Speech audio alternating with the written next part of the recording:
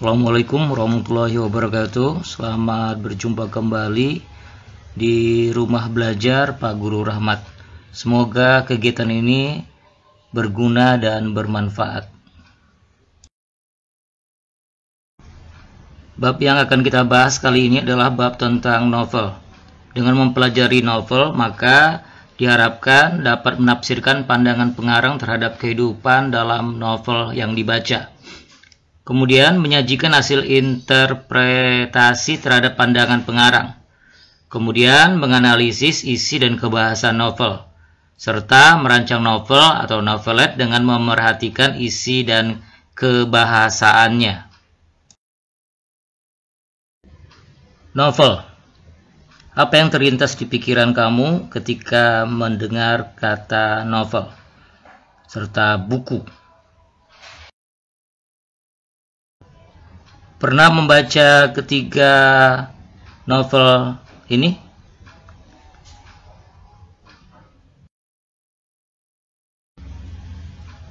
Ketiga novel tersebut memang menceritakan pendidikan dan motivasi hidup. Ya, teks novel memang ditulis untuk mendidik dan menghibur pembaca. Dalam sebuah teks novel, cerita yang disajikan memiliki pelbagai kesan dan pesan. Beberapa kata kunci penting dalam definisi novel. Pertama, ceritanya panjang. Kedua, karakter. Ketiga, peristiwa. Keempat, imajinasi penulis. Apa saja ciri-ciri dalam teks novel? Pertama, ceritanya panjang. Kedua, unsur kebaharuan. Ketiga, prosa. Dan keempat adalah konten fiksi. Teks novel terdapat pada dua lokasi sosial. Pertama, kita bisa dapatkan dari buku fisik. Kedua, dari buku elektronik. Kita masuk kepada bab 4. Novel hasil karya imajinasi. Kita bagi menjadi 5. Pertama, pengertian dan ciri-ciri dan jenis novel. Kedua, pandangan pengarang terhadap kehidupan dalam novel. Ketiga, penyajian hasil interpretasi terhadap pandangan novelis. Keempat, analisis isi dan kebahasan novel. Kelima atau E, perancangan novel ataupun novelet. Kita masuk bagian pertama atau A, pengertian, ciri-ciri, dan jenis novel. Pengertian dan ciri-ciri novel, serta jenis-jenis novel. Novel adalah karya fiksi prosa yang ditulis secara naratif, biasanya dalam bentuk cerita. Cerita dalam novel bersifat imajiner. Ciri-ciri novel sebagai berikut. Pertama, memiliki lebih dari satu alur dan berkembang. Berbeda dengan cerpen yang hanya terdiri dari satu alur cerita. Kemudian, B, banyak tokoh dan memiliki lebih dari satu karakter. Temanya lebih kompleks. Kemudian D, berlatar bergerak. Dan yang E, cerita disertai perubahan nasib tokoh. Apa saja perubahan nasib tokoh itu? Bisa dia menikah, meninggal, punya anak, naik pangkat, dan sebagainya.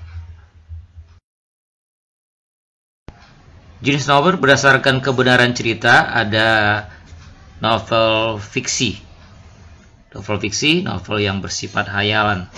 Tapi juga ada novel yang non-fiksi, karena masih dapat ditelusuri kebenarannya.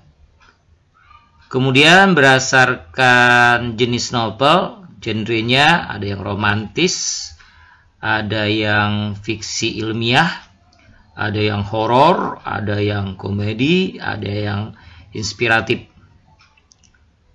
Kemudian kita lihat kembali jenis-jenis novel berdasarkan isi dan tokoh sampai kepada ada teen like, chick like, sound like, dan novel dewasa. Kita masuk kepada materi yang kedua, pandangan pengarang terhadap kehidupan dalam novel. Pertama, pengertian pandangan pengarang dalam novel.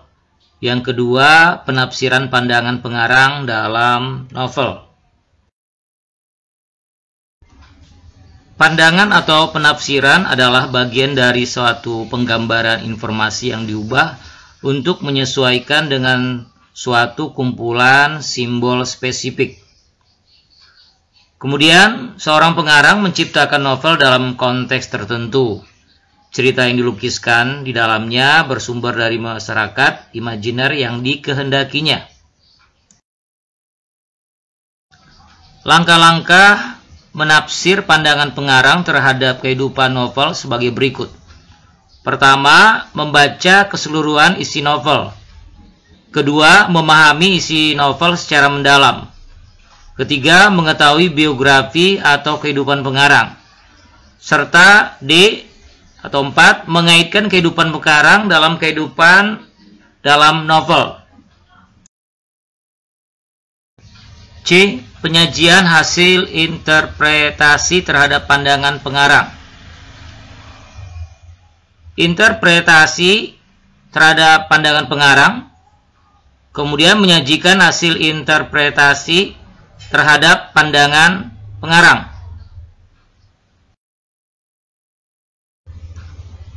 Menurut Kamus Besar Bahasa Indonesia, interpretasi adalah pemberian kesan, pendapat, atau pandangan teoritis terhadap sesuatu atau tafsiran. Penyajian hasil interpretasi terhadap pandangan pengarang adalah memberikan pendapat terhadap hasil tafsiran pengarang, baik secara lisan maupun tulis. Langkah-langkah menyajikan hasil interpretasi terhadap pandangan pengarang sebagai berikut. Pertama, kita membaca isi novel secara mendalam. Kedua, menginterpretasi pandangan pengarang terhadap kehidupan dalam novel. Serta memberikan pandangan terhadap tafsiran pengarang tentang kehidupan dalam novel, baik dalam bentuk lisan maupun tulis. Kita masuk pada bagian D, analisis isi dan kebahasaan novel. Dibagi dua. Pertama, unsur-unsur pembangun novel. Kedua, unsur kebahasaan novel.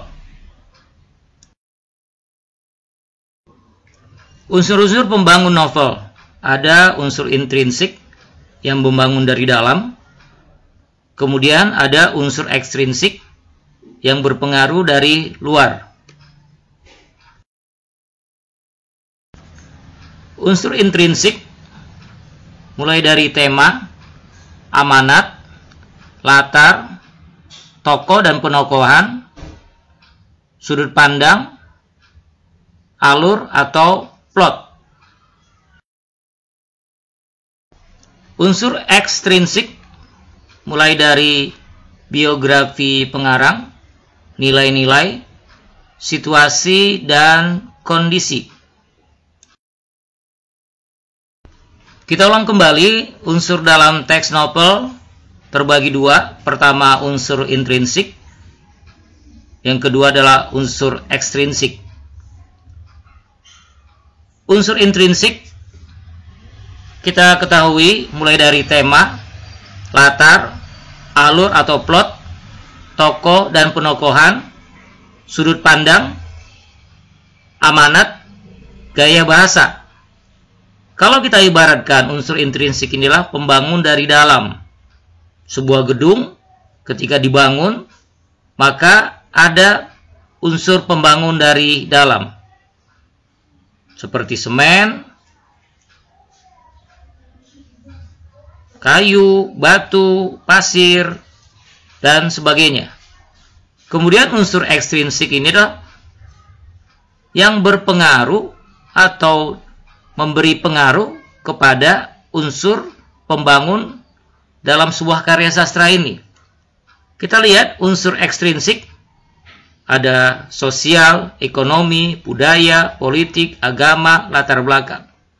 Kalau kita ibaratkan unsur ekstrinsik ini adalah ketika sebuah gedung atau rumah dibangun, maka pengaruh dari luar lingkungan akan berpengaruh terhadap rumah ini.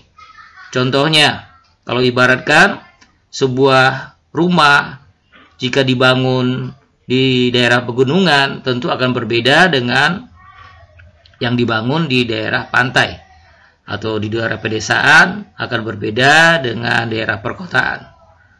Unsur-unsur ekstrinsik dari pembangun novel ini kita lihat unsur sosial dari si pengarang, ya, ekonomi dari si pengarang, kebudayaannya, politik. Politik itu apa? Politik itu kurun waktu masa pemerintahan. Ketika zaman Orde Baru akan berbeda dengan Orde Lama, ya, dan sebagainya. Zaman pemerintahan Jepang, Belanda akan berbeda dengan zaman yang sekarang. Kemudian agama yang dianut oleh pengarang akan berpengaruh terhadap apa yang dia tulis, apa yang dia buat, apa yang dia cetuskan. Serta latar belakang penulis tentu akan berpengaruh terhadap hasil karya yang akan dia ciptakan. Baik, ada beberapa gaya bahasa yang dipakai dalam novel.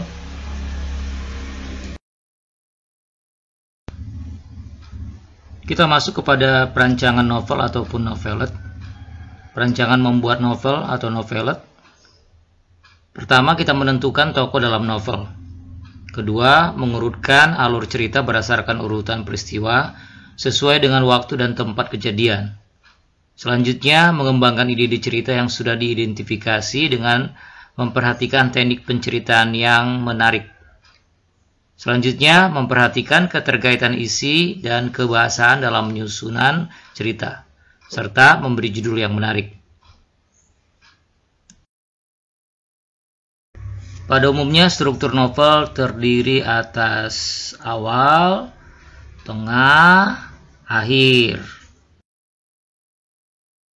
Baik, sebuah kutipan dari Seno Gumira Ajidharma.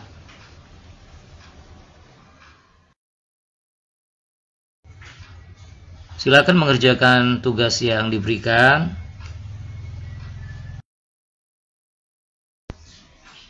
Terima kasih.